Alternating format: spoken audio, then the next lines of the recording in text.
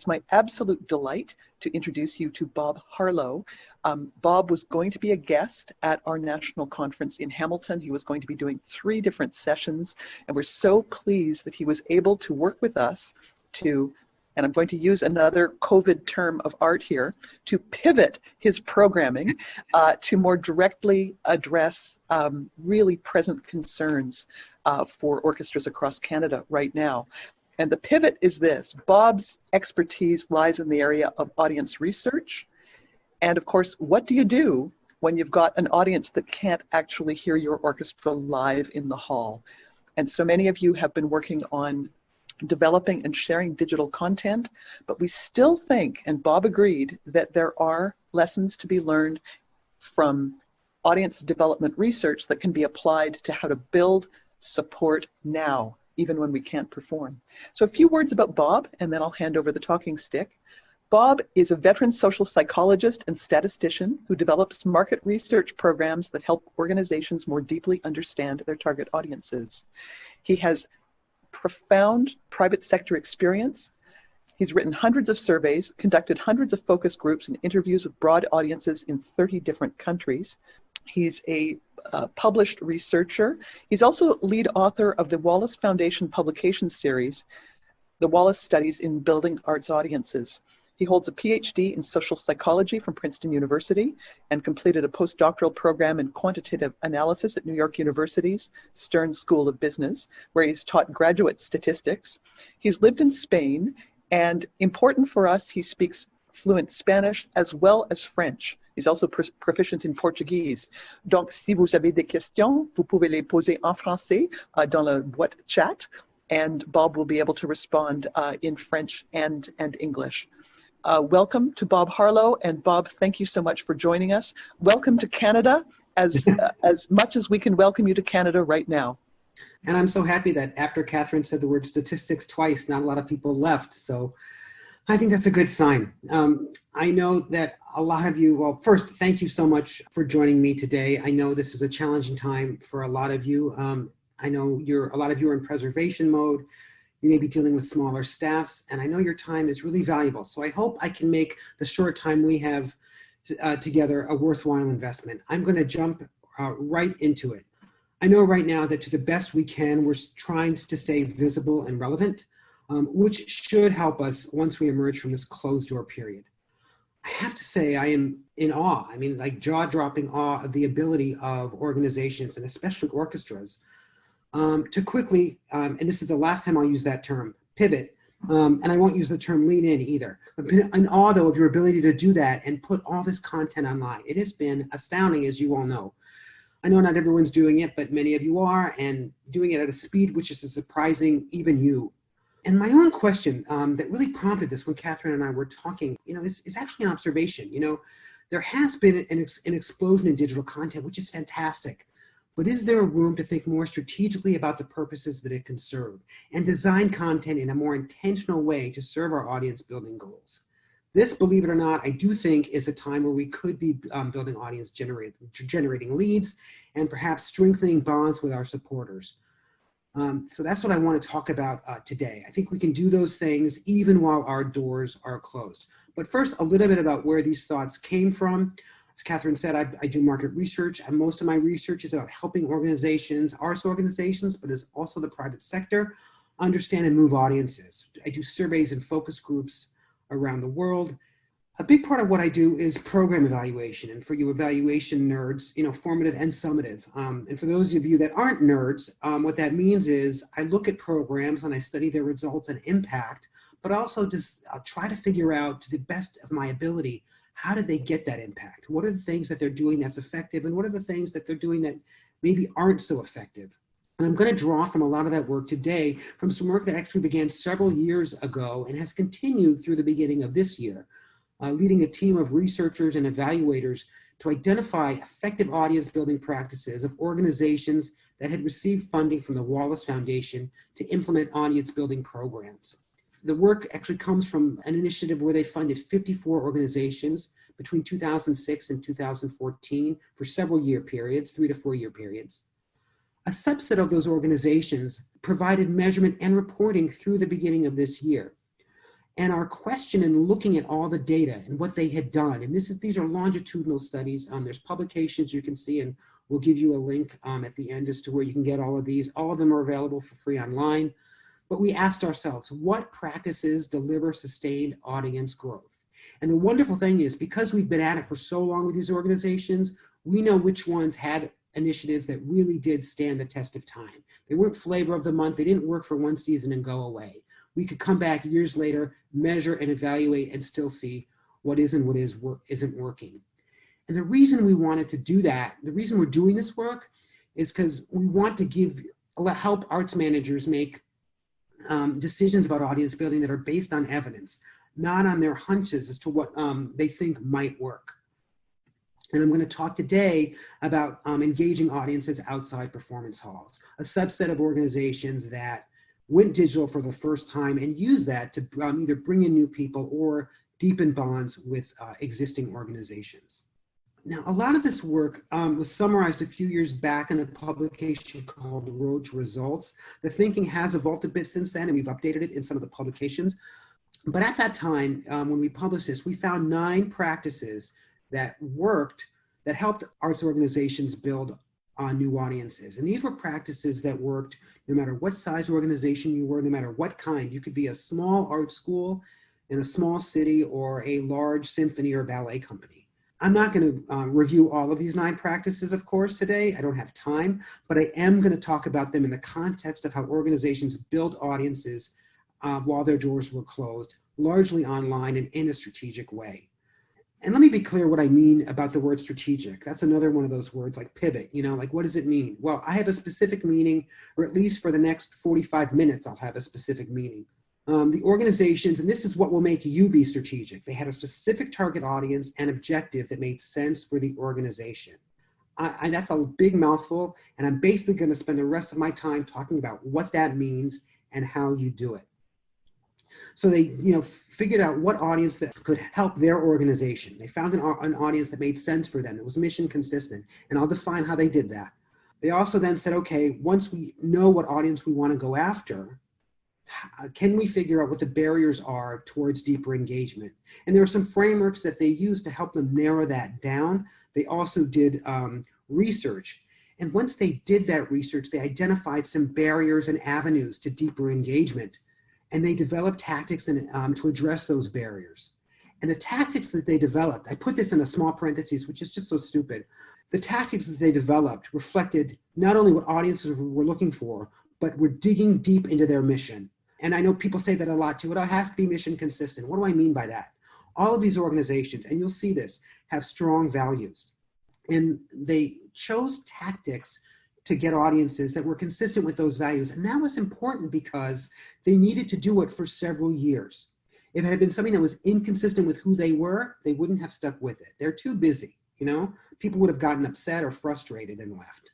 Okay, the first step, identify an audience that's important to the organization. What they did is leaders have to agree that this is an important audience to pursue. And they had a lot of bandwidth there. They a lot of freedom to make some choices. But the one thing they had in common was that leaders said, yes, this is an audience we want to pursue. I've worked with organizations where not all leaders agree. The artistic people, for example, or the marketing people may say, why this audience? Is this who we are? That doesn't work because you need the whole team involved. While our doors are closed, likely audiences could include our long-term supporters, right? We want to build deepened connections with them. They've been supporting us a lot in these troubled times. And can we help strengthen those emotional bonds? Another audience that could be a good target are people that have come maybe once or twice in the past season or two, but they're on the fence. We'd like to see more of them. Can we get those folks to come back? Or maybe we could go after a completely new audience. Maybe there's a demographic group like young professionals or empty nesters or something in your town that you see a lot of in town, but you're not seeing in your halls. Whatever it is, the audience needs to be one that's important to the organization, though. Leaders have to agree that it's important. Now, once you've decided on that audience, I'm going to go through all these steps again with different organizations to show you how it plays out. So it's not just abstract concepts. Once they identified an audience, they then said, can we figure out what the barriers are? And there are some frameworks you can use to narrow it down. So for example, Some organizations were going after current audiences. Can we deepen engagement with the people that are already coming to us? And this actually comes from a theoretical framework called, sometimes it's called the New Framework or the RAND framework. It's developed by the RAND Corporation. But it's actually a framework to figure out what barriers should we be addressing. If we're going after current audiences, we want to deepen engagement with them. The hurdle to deeper engagement is the experience satisfying? And we can build a greater engagement by enhancing their experience with us. Now, some organizations were going after inclined audiences. These are people that may be interested or willing to come or sporadically attend. Those folks that kind of want to come but aren't, usually what's getting in the way is practical stuff. Maybe it's too expensive, maybe it's not at a convenient time. A big one is information. Do they know what you're performing? And even if you give them a list of what they're performing, can they figure out what's what? Can they tell a symphony apart from a concerto? Do they have the knowledge to make those decisions? If you're going after an inclined audience, target those barriers. Those are the barriers you need to target, these practical barriers. Some organizations were going after a disinclined audience. These are people that were not interested in their organization in the past, hadn't come, didn't care.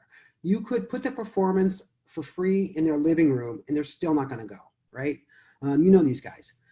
For these folks, no amount of practical barriers, even making it cheaper, even having it at a different time, even bringing it closer to them, they're not going to come. You have to change their perceptions. So these are three audience types: current audiences, inclined audience, and disinclined audiences.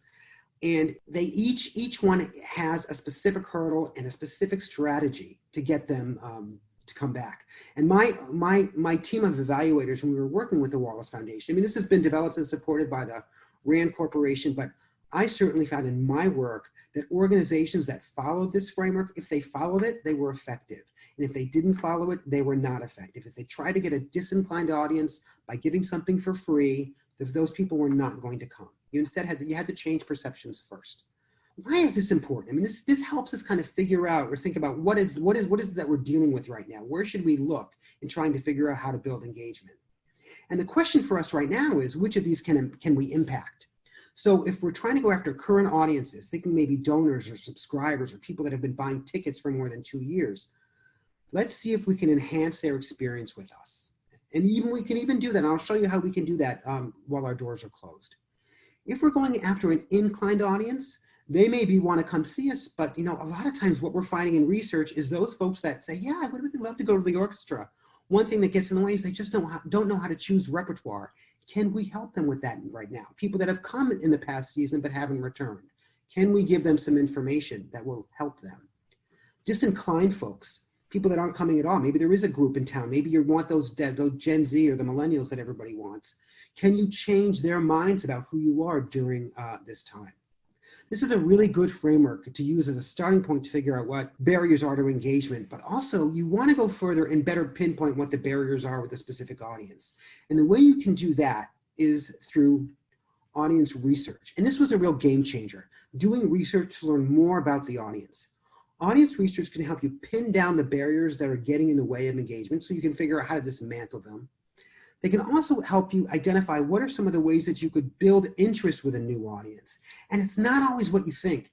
I'm always stunned by this, and people are continually surprised when they go after a new audience, what the barriers really are. And I should say, the organizations that I worked with, most of them were actually going after a new audience. They were going after an audience that they hadn't had success with in the past or weren't able to engage in the way that they wanted to and didn't know why. But they didn't let those blind spots get in the way. Instead, what they did is they talked to them and they did research and they figured out what is that we need to do, what has to happen so we have that engagement. And like I said, it isn't always what you think, especially, young audiences. People always want to get, that seems to be a popular one. Let's get the Gen Z or the millennials to come.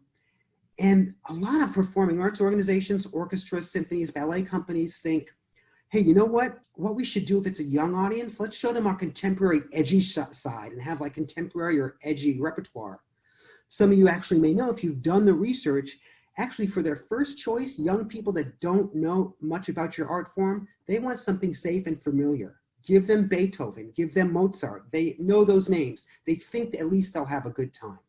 Okay, I've said a lot now before I've actually really gotten to the examples. I'm going to get to an example before I get to the last step. So we're going to identify a target audience, figure out what barriers to which ones are getting in the way, and then do research, and then design a strategy to address those barriers. And I should say too, unfortunately, I mean, I realized this morning, all the organizations I chose are large organizations, but these tactics should work. I've seen them work in other ways for smaller ones, so they should work, but let's see how they work. I'm going to start with Steppenwolf Theater Company. This is an ensemble theater company in Chicago, Illinois, here in the United States. Now it's an ensemble theater, so they create work together. It's about 50 artists, and that includes actors, directors, playwrights, musicians, filmmakers, and they create work as an ensemble. It's really the basis of what they do. That really marks who they are. It's really big, deep into their values. For those of you that may not be familiar with the company, it's got a history of producing very challenging theater, very edgy theater. They try to make you think. That's really what they do. You're not going to see, My Fair Lady at Steppenwolf. And you probably don't want to see them try to put that on because they'll try to make it too thought-provoking and just ruin it. That's what they say. That's not my observation. So they have a history of producing challenging theater. They do a lot of performances, 700 performances of many plays a year. So it is huge, right? But even as successful as they are, they noticed some years ago that subscriptions were declining. And they figured out, okay, if subscriptions are declining, I know a lot of you have subscriptions to your series, and some of you are maybe finding that you can't rely on that model. You're wondering how long that model is going to work. They wondered that too. And they said, is there another way to build loyalty outside of the subscription model? Can we redefine the relationship with current audiences? What they wanted to do, so they specifically focused on single ticket buyers. We do have a lot of single ticket buyers that come steadily. So not just a single ticket buyer who's come and never come back, but people that have been coming for years, but maybe once a year, once every 2 years, and they're not subscribing, but they are loyal. Can we deepen engagement with them so that instead of coming once a year or once every 2 years, maybe they come twice a year, 3 times a year? And they said, going back to that framework that I introduced, this is the current audience. So they said, okay, we've got this current audience. How do we get them to come more often? We have to make a satisfying experience and enhance their experience with us. That's the way you figure out what are they looking for and can we ramp that up? And that's exactly what Steppenwolf Theater did. They said, okay, let's talk to single ticket buyers. Let's do some research with them, find out why they're coming and see if we can make that an even better experience for them. So they did these things called focus groups. For those of you that aren't familiar with a focus group, it's a research technique where you get 6 to 8 people, in this case, 6 to 8 single ticket buyers who attended at least once every 2 years, but didn't subscribe. They brought them together in the room. They had several discussions, and it was a guided, moderated discussion where they had real questions that they went through and asked them, why Steppenwolf? What is it about Steppenwolf? What brings you here? And what they heard from these folks is that the single ticket buyers said they were lifelong learners. I come to Steppenwolf because I'm seeking to be pushed out of my comfort zone. I want stimulation. I want critical thinking. I want to take risks. Do not show me something that I've seen already. Show me something new and make me think. I come to be challenged and I come to explore meaning. And so Steppenwolf asked itself, okay, if they're coming to be challenged and explore meaning, how can we enhance that experience to build deeper connections? And they realized that as an ensemble theater, this whole meaning making and exploration that audiences were looking for was already an active part of who they were. They were constantly engaged in discussions about meaning while they were preparing work for the stage, but they hadn't been sharing that outside the ensemble. So they said, can we actually find a way to share that conversation and invite them into that conversation, into our own meaning making, and give them opportunities for the meaning making that brings them to the theater in the first place. So they had several online tactics to do that. What they thought they would do is say, can we find ways for the ensemble and the artistic staff to share the meaning-making process? So they had videos featuring artist conversations. So it would be the actors. It was really incredible because I had no idea. I thought it was just me, but like Beckett, I don't get Beckett at all, but a lot of the actors don't either. And so they would talk about like, what do you think it means? How do we then present this? I mean, what is our role here doing this? Long conversations about this, which the single ticket buyers loved. They had podcasts also where they would explore meaning and blogs. Everybody can have videos, everybody can have podcasts, everybody can have blogs. All their stuff had the same guiding framework. It's going to be the artist talking to the audience about the work. Every single piece of content is set for that. That is what our content does. Yes, we could show previews, but we're not going to do that. We could do a lot of things with videos and podcasts. We're not going to do that. Artists talking to the audience about the work. And they really hope the audience would take them up on it. Here's just some examples of the stuff, of the kinds of things that they have. And this is some from through the years, actually up through last week, I think. These are Steppenwolf artists. Their podcast is the artist talking to the audience about the work. Everything is how do you explore meaning? Tons of essays, tons of written content. And the artistic director said to me, this is what's happened. Steppenwolf began as a conversation among artists. The ensemble members envision their role as speaking from a platform to an audience, speaking to an audience. But there's been an evolution over the past number of years where now it feels like a conversation with community, where our role is the activation of a public discourse, a long, sophisticated way of saying we're going to give people those experiences that they were looking for. Even the written content in their playbill, so this is from their blog, but this right here is from their playbill. They could write a lot of stuff in the playbills that they give out at every performance, but it's these long essays about meaning. That's what they're writing about, not how much fun it was to work with this actor or how much the costumes weigh or what it was like to do this period piece. All about meaning and can we challenge ourselves. And they've actually expanded that more recently to it's not just the artist talking to the audience about the work, but we're creating conversations about the work on stage, which is a little bit of an evolution to that. But again, all their videos, these are artistic staff talking to the audience about the work. And you can see they actually have even some audience response. The audience response, if you go to a theater website, often the audience response is, oh, I loved it, go see it. Everybody should buy a ticket to this. Their audience response is making meaning. What was most meaningful to you about it? What was impactful? What really hit you?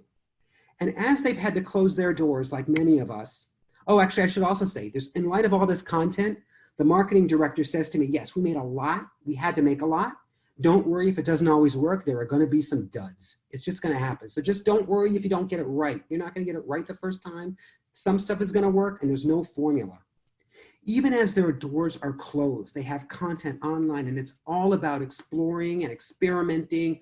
Everything is completely consistent. It's all about the conversation. It's all about this meaning making. This just continues. So their doors are closed, but the mission continues, right? So this is actually how it works. These are sort of the 4 steps. So they found a target audience that was important to them, right? That's the first step. They then said, using that framework, okay, if we want our current audience, if our current audience we're focusing on engagement with, the barrier that's getting into the way of deeper engagement is the experience. We have to make the experience somehow better for them. And we'll do research to really pinpoint what that means, what part of the experience they're looking for, or where we can ramp up. And once they did that, they developed tactics that were exactly 100% consistent with who they were. Steppenwolf is an ensemble theater, and the things that they're doing are very ensemble. It's still the ensemble. They're making meaning as the ensemble. They're just extending the meaning of what an ensemble theater can look like in the 21st century. I should say too, they also have some in-person components to the strategy. I don't want to say that it was all offline, all online. So for example, they have audience-centered talkbacks. So after every performance, they have Q&A, but it's not the typical artist Q&A that you see in the theater where the people in the audience ask questions of the artists and artistic staff. Actually, what happens is a member of the artistic staff comes out and asks questions of the audience, helping them explore meaning. Did anybody else find that confusing? Who else was stunned by the music? And starts the conversation that way. The artistic staff member who's leading the discussion does not present him or herself as an expert. Instead is just there to help them make meaning for themselves and find their voices. Now, a 2016 survey revealed that more than 80% of the participants love this, and what they enjoy most about it is the opportunity to reflect on the play immediately after seeing it. This initiative has been successful in terms of ticket sales, for Steppenwolf anyway. This is the number of single ticket buyers who bought a ticket to more than one performance. And just within the first 2 years of the initiative, that rose by 61%. So people that were coming to the theater once a year started coming twice a year, 3 times a year. Not only that, oddly enough, their subscription renewal rates went up. They weren't expecting that, but it's sort of not surprising that I'm sure the subscribers are looking for the same thing as single ticket buyers. Now they're getting that too. Not to beat it too much into the ground, but really some of the reasons why my team, after all of our work, concluded where the success was because this was an initiative that made the audience happy, gave them what they were looking for, but also satisfied the organization. The ensemble members that participate in the videos, they volunteer their time and they're happy to do it. It feels authentic to them. It's what they want to do. They love it. And actually the artistic director said to me, the ensemble members actually now feel much closer to the audience than they did in the past. There's a real connection there and a real pride in their audience because they really feel like they're having a conversation with them. So of course, this initiative, it's not hard for them to get people to kind of take part in it.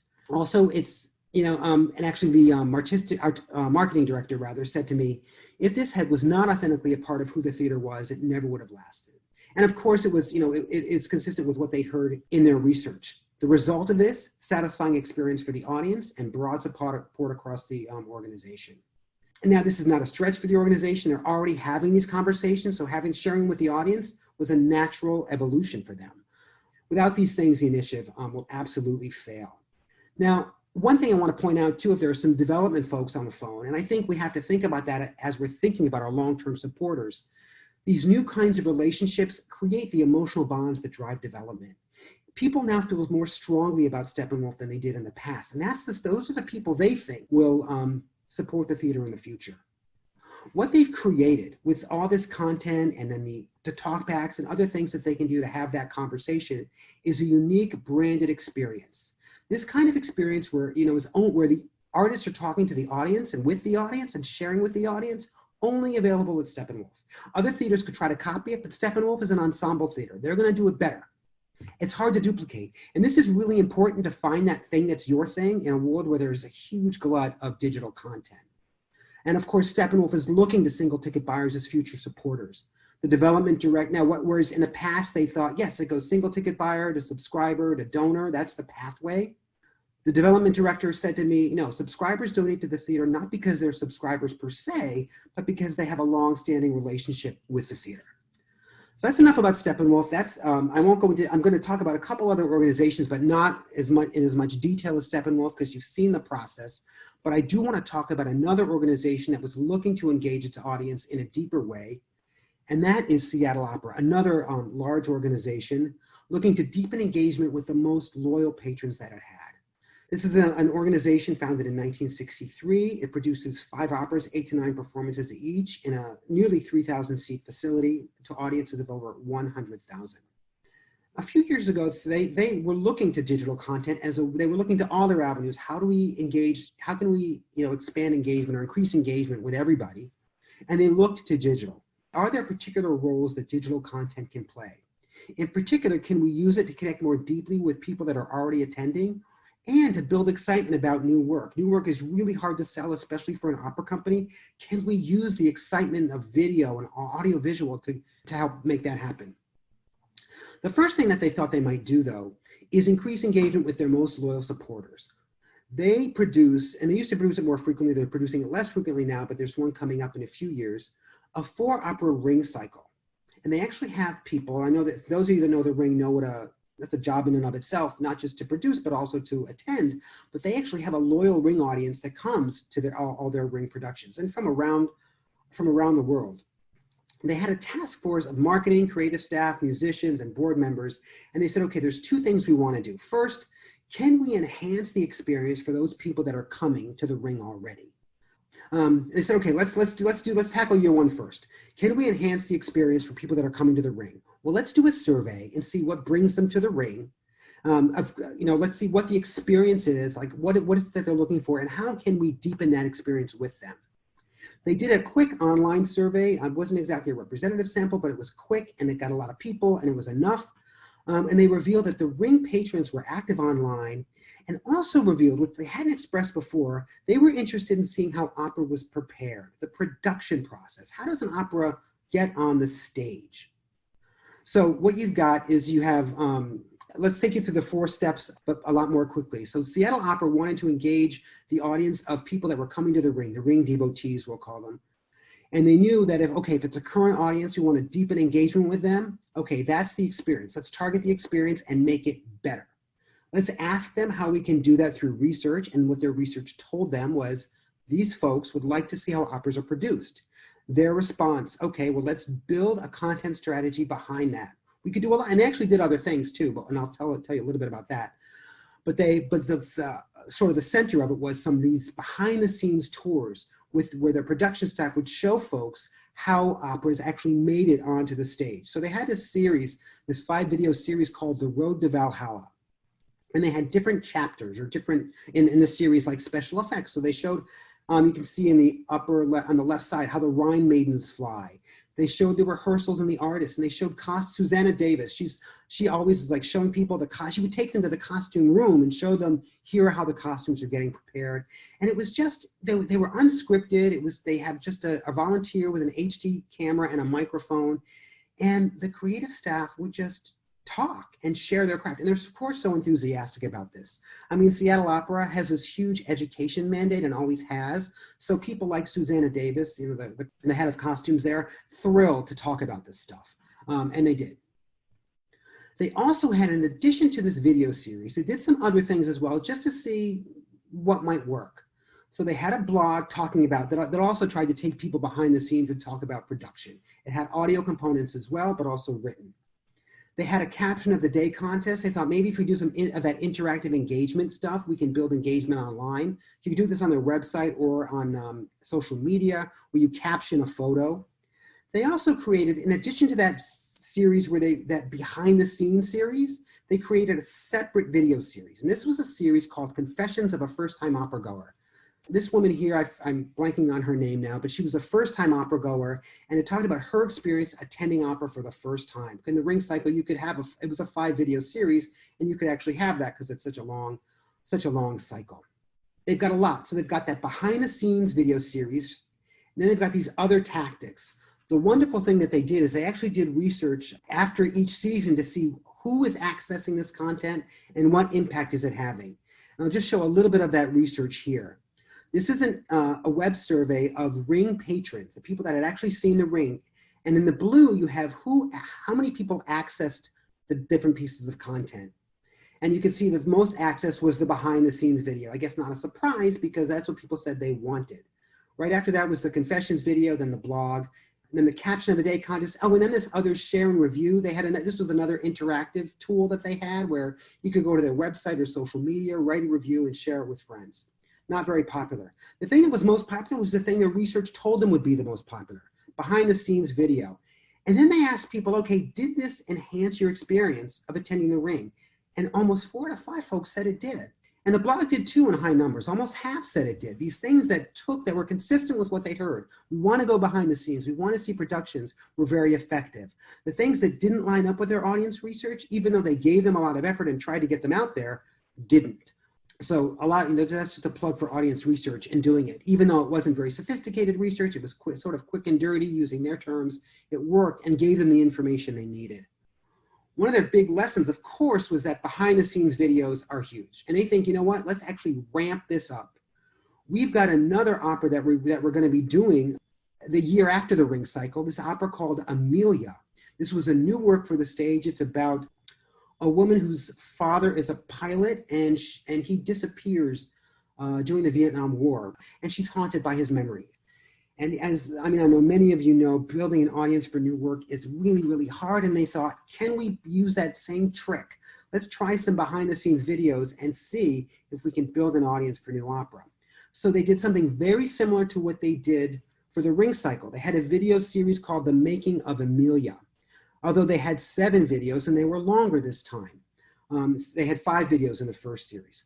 And they had things like, you can see it's the same tricks. Costume research and design. Oh, they had working with a new score, which was just this gentleman showing how you go from an old score to showing some computer tools. They showed how the set was created. This is the set designer's vision right here. The gentleman's pointing to a model in the video. And then this other one where, does it show it? Oh yes, taking flight. Construction, they made a full-scale size aircraft for the set. That's the video that you see here with the gentleman pointing to, that's going to become a propeller. And all these videos are, again, it's a gentleman, it's a volunteer with an HD camera and letting the people that are enthusiastic about their work do the talking. They know what's exciting, right? So Seattle Opera was really smart and had those folks, the production staff, sitting at the table as they designed this stuff. Not only did it get their buy-in, but also, these are the guys that know, and the ladies and gentlemen that know what's exciting. And they're happy to talk about their work. They were thrilled about it. Having done it already once, now this was their second year doing it, they were even more effective this time. They found, now fewer patrons accessed it because it was a broader audience. It wasn't just Ring devotees. This was Amelia patrons. These are people that may have only come to one opera. So only 19% of the folks actually did access it. But 89% of them said that it enhanced their experience. They also had content, behind the scenes content on the blog and social media. And they streamed a video about creating Amelia, which was a lecture series of how the opera was being readied for the stage. And you can see, I mean, more than 4 in 5 people said, yes, this enhanced my experience. The thing that was interesting, actually another thing that was interesting was a lot of these things, they actually had in-person counterparts.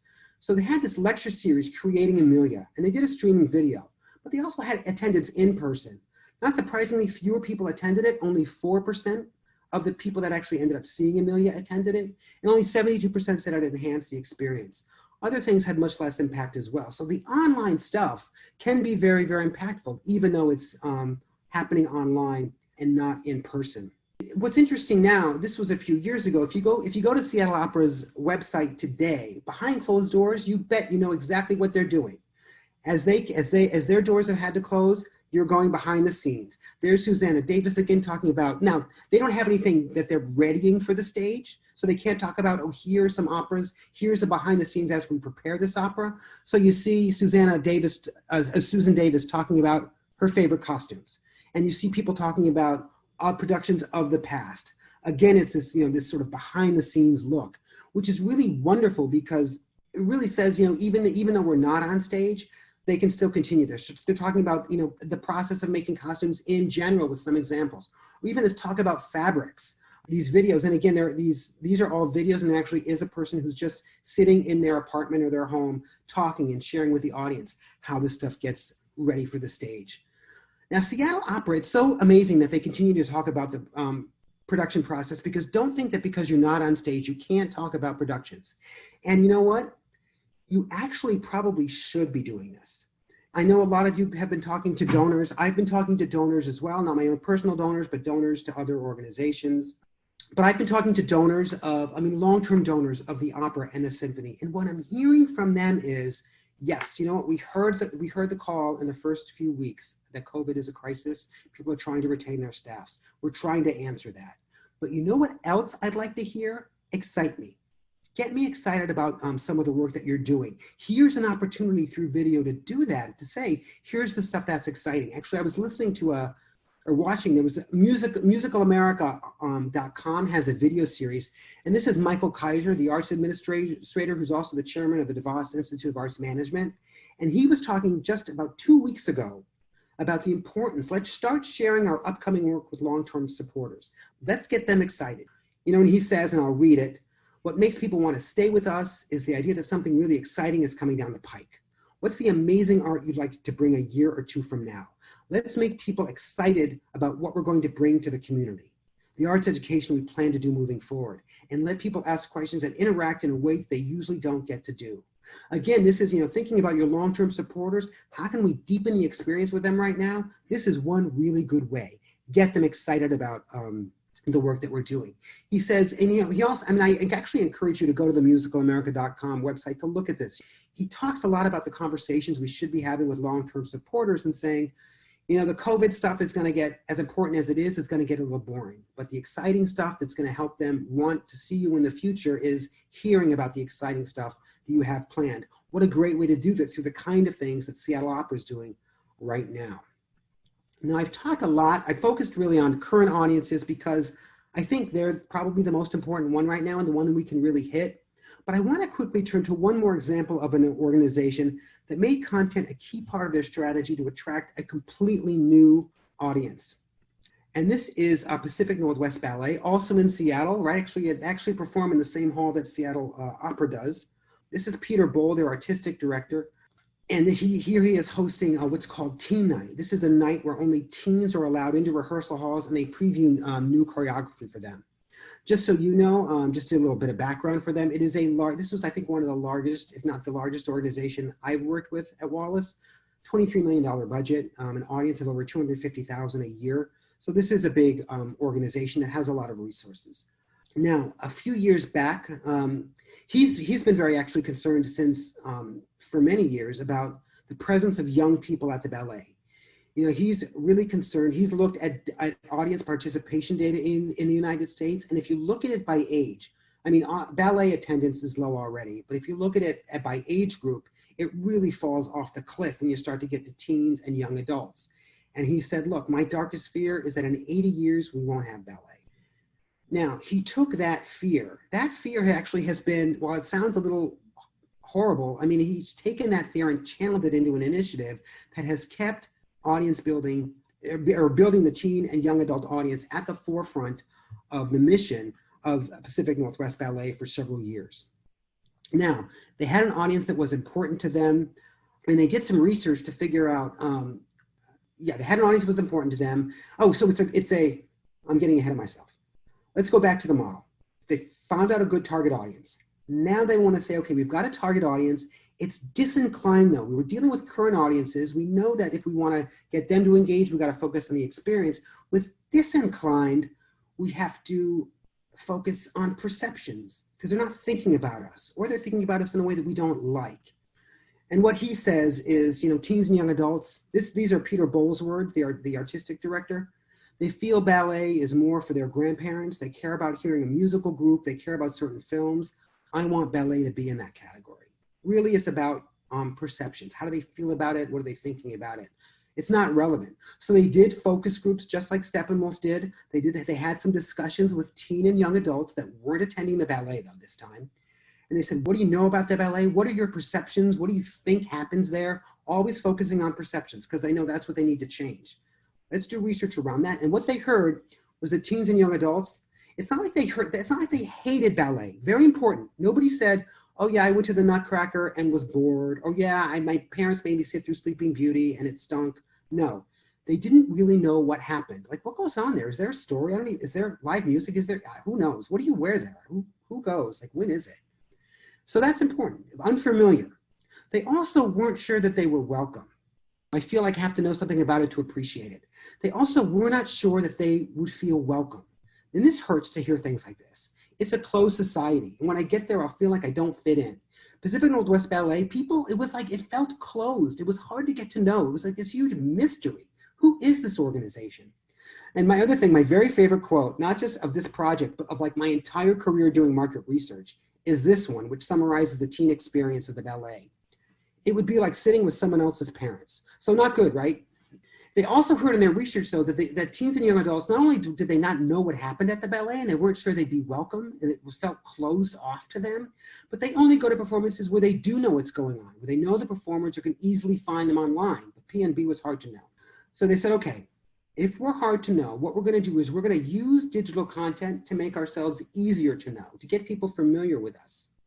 So they created they had a lot of videos. And you can see this one in the upper right-hand corner is professionally done. The others that they did were, again, this was actually just an intern. She had a Mac and an HD camera, and she used one of the free software, free apps to kind of edit her stuff. Final Cut, I think. Maybe that's not free, but that was Final Cut was what she used. And she just went around and filmed things that were going on in the rehearsal studios and in the classes. And the goal in the words of the marketing director was give them lots of ways to see in what we do every day. And it was amazing. It's so interesting. You know, there's nothing planned about it, right? It's just, she would just go back and just film what she saw. There's this huge interest, at least in the US, and I'm sure in Canada as well, in this whole behind the scenes, like reality television stuff. And it's amazing, if you go to the YouTube channel for Pacific Northwest Ballet, the stuff that's most viewed is not the professional stuff, but it's all this low quality stuff that's just behind the scenes work. Peter Bohl, the artistic director, says it's what happens in the studio in a very honest way. It doesn't look edited or manufactured. It's actually what happens, which is amazing.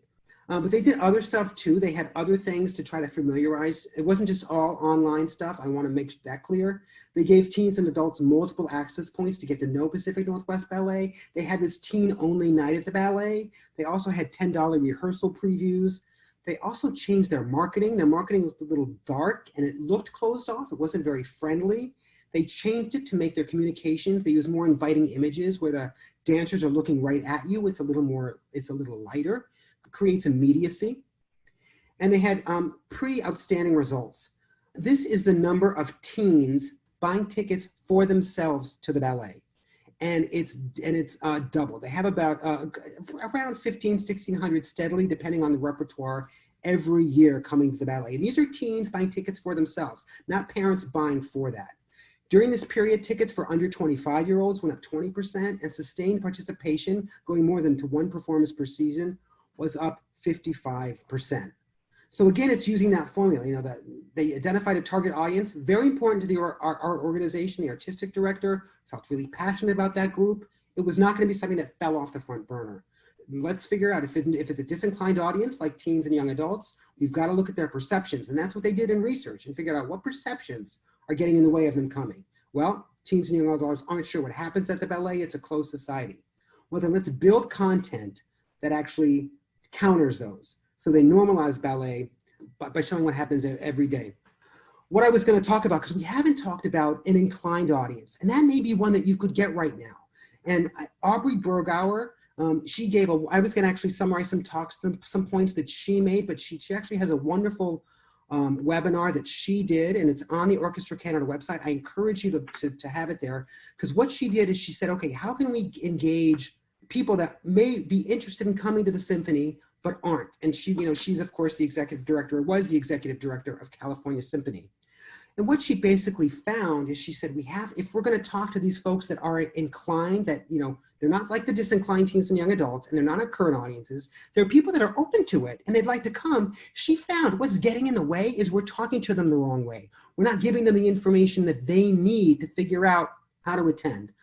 If you actually are sending out content and you're thinking about sending it out to those kinds of people, make sure one thing you could do would be give them information or give them context for whatever it is you send out. We're sending out a lot of content right now. If you're sending out content to your current audiences, that's great. You can go ahead and you can have things like, this is actually 2 sets of content that I just picked from a classical critic's discussion of Lavender Rain. People that are familiar with it, that know you really well, you can talk about scale, you can talk about pitch, you can talk about a second voice, right? The first notes of Lavender Rain form a simple scale, but one that moves as haltingly as someone warily placing one foot in front of the other in pitch darkness. There's a second voice here, trailing the first like a shadow. Then the sound grows, divided as if by prism into many lines, and the music embarks on a reluctant, ineffably tender descent. I'm sure that means a lot to many of you on this call. To me, Bob Harlow, I do not go to the symphony. That means nothing to me. And I don't mean that as no offense to anybody here. That kind of a description is great for people that know what you're doing. However, for people that are interested, try something like the one below. Anna Klein wrote Lavender Rain as she was grieving for her mother. And its somber beauty, somehow both weightless and heavy-hearted, it's part of a long tradition of classical music inspired by loss. That sets me up real good for what I might hear. So if you're going to go after, I know I sort of skipped them a little bit, but if you're going to go after an inclined audience, think about communications like that. Think about things that, because you saw something, here's a piece of music that might interest you, and here's why we find it interesting. Help them become familiar. Give them the information that Aubrey Bergauer talks about in her wonderful webinar. Give them the information to know how to make decisions and decide what part of the program they would appeal to them. Okay, what now? I hope that you can use this framework, even if you can't copy the steps exactly. I hope this can at least sharpen your discussion a little bit. As you think about your content and how you're going to use it, think about what one is important to your organization. And then say, okay, is that a current audience or inclined audience or disinclined? Because that'll tell us the kinds of things we should be doing with that content. And it's very different for different audiences. If you can do research, and it can be informal, have a Zoom conversation.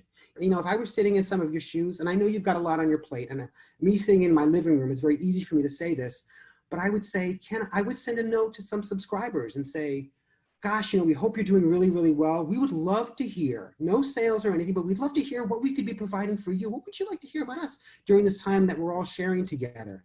And then and then you'll hear them talk about things that could be interesting, like Seattle Opera heard that people would want to hear how operas are prepared for the stage.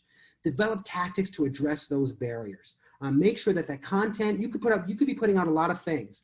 I've seen so much cool stuff that like the behind the scenes stuff is totally untapped. I was entranced. I was watching a League of American Orchestras proposal about the whole synchronized thing where you get all these musicians together and have them perform in a synchronized way from different living rooms with what's going on. why aren't people showing that? I mean, that's interest. That would be probably super interesting to many people. What is it that you have that you could be doing, even if you're not on stage right now, that could be interesting to audiences that you care about? I think I'll leave it at that and just say thank you and take time for questions. Bob, I have to say, I want to start out with a question, and that is simply to say, absent the ability to hire Bob Harlow to do our customized audience research for our individual organizations, are there resources that you would like to point us towards to help give us some guidelines on doing good, if quick, and sort of homemade audience research? So if you go to this website, bobharlow.com Insight, there's a guide called Taking Out the Guesswork. Actually, if you just Google Bob Harlow, Taking Out the Guesswork. Taking Out the Guesswork is a guide to how to do audience research. You can download it, it's completely free, and it goes step by step. How would you do research to fit actually different kinds of audiences? Short of hiring Bob Harlow, read the book that I wrote. I wrote the book, and there's actual research examples, some of them that I referenced here today. Actually, Pacific Northwest Ballet's focus groups are in there. What did they do? What questions they ask? How did they get folks to talk about it? That's what I would do. Fantastic. I think you may, in fact, have succeeded, unless many people are typing right now, in stunning us all with the generosity and the insights that you've shared. So I'll just give a moment or two to see if we've got any questions coming in. No, it's an observation. Thank you, Devin. He notes the audience is an ensemble too. And that is, I think, a really important observation for us to keep in mind. And I think we're getting a lot of praise and thoughts that you've really provoked a significant number of thoughts. Okay, here's one that did occur to me from time to time. You noticed when you were going over the examples that you had pulled that you've chosen just a number of large organizations. What kinds of customizations or thoughts would you have around smaller organizations with perhaps more limited staffing resources, particularly at this time? The things, when Pacific Northwest Ballet and Seattle Opera started this work, they weren't sure it was going to take off, and they really didn't invest a lot in terms of staff time and money in it. It really was sort of interns and volunteers running around with. Frankly, the video quality isn't very good. If you saw my script, those were the highest resolution I could get. It doesn't have to be well done. Get people that are passionate about your organization, want to share it, and do that. I think doing the research, well, I would start with the research. I mean, who knows if it's going to be behind the scenes? So start with the research, and I would say it's okay for you to have a conversation. If somebody, like I said, I would write a note to a few subscribers, and people love to be asked their opinion, as long as you're not like hitting them every month with something like, wow, they actually care what I think. And of course, be really sincere in your note and say, dear subscriber, we noticed you've been subscribing for 5 years. Thank you so much for that. We hope you're doing okay. We would love to chat with you, have a little conversation with about 5 or 6 people. It's going to be on Thursday night at 6 o'clock. Can you join us and try to get, a group together on Zoom and just talk for about a half an hour? There's a really good example in Taking Out the Guesswork. An organization called the Isabella Stewart Gardner Museum did their own focus groups, and it says step by step how they did it, how they designed it. You'll have to do a Zoom analog of that today, but it was just really easy to do. And actually, Aubrey Bergauer, what am I saying? She's fantastic. Aubrey Bergauer, she did research, Orchestra X. Her research was like 50 minutes at a bar after a performance. You can have those. Look at how she planned that, get the research, get the insights that way, and build your strategy from there. Her model is a great model. I highly recommend it. Okay, another question somewhat related is around, you've alluded to a number of organizations that do repeat performances. Or, if you're doing the ring cycle, you're not just going to have one night only. And so there is, I think, a real efficiency in investing in behind the scenes with the ring cycle, because you know that you will have a number of opportunities to amortize the investment of time. I think this question is more actually pertinent at a point when orchestras are actually producing live concerts again. But given that at this point, we're not selling individual performances as much as we are building the brand and sharing that sense of intimacy, are there specific COVID-19 spring 2020 thoughts that you have about where organizations should be actually investing time and possibly a little bit of money if they've got it in terms of building the brand of classical music and the specific gifts of an individual orchestra? Yes, I do actually. I know this is challenging. I look online and there's so many things. How do you stand out as an orchestra with so much free content online now? I don't want to compete with the Bolshoi Ballet, but you can compete because you are that local orchestra. One thing that, for example, the Pacific Northwest Ballet found is that when they started to do the videos, people started to get to know the dancers and their names, and that hadn't happened before. And so that local angle that you have is fantastic. Not only that, I have a theater here. I'm just one person, but I have a choice I'm in New York City. I have a choice of theaters I could go to. There's a small experimental theater, but it's right around the corner. And I have access to the artistic director all the time through videos and online content. There are very special connections that could not be duplicated. Any large theater couldn't duplicate that. What is it that makes you special? And really think about that local connection. That's what I would do, and I take Michael Kaiser's work to heart. What are you going to be doing in your community? What are you excited about coming back about? Get folks excited about that stuff. That's the stuff, the conversations you can have. What conversations can you have right now as you're planning your season? Or in many respects, replanning the season. Yeah. Well, yeah, it's funny too. Actually, Michael Kaiser, and not to just go off on him, but he was saying he was incredibly impressed, especially by the smallest orchestras, how well they were able to pivot. He said, I think there's a lot of room to share those conversations, that people would be interested in hearing them. We often don't think they would be. Very much in the same way that Steppenwolf was having these conversations all along. Why are we not sharing this stuff? No one asked us. Well, people may want to hear that now. Right. Now, I know we're past the 2:00 time. I think this could probably go on for hours because it's such a gift to have access to you. But Bob, I'll wrap it up for now. Thank you most heartily for this.